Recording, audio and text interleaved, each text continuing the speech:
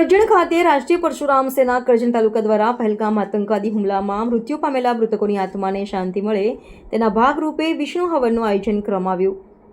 ગત રોજ કરજણ શહેર ખાતે રાષ્ટ્રીય પરશુરામ સેના કરજણ તાલુકા દ્વારા પહેલગામ આતંકવાદી હુમલામાં મૃત્યુ પામેલ નિર્દોષ લોકોની આત્માને શાંતિ માટે પરશુરામ જયંતિની ઉજવણીના ભાગરૂપે યોજાતી શોભાયાત્રા યોજવાની ટાળીને તારીખ 30 એપ્રિલના રોજ આતંકી હુમલામાં ભોગ બનનાર મૃતકોની આત્માની શાંતિ માટે વિષ્ણુ હવનનું આયોજન કરવામાં આવ્યું હતું।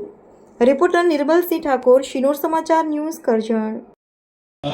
ओम जय परशुधारी माता पिता तुम स्वामी नीत सखा मेरे जमते दिन जनाना मादाना पात्रं जनयन्त देवा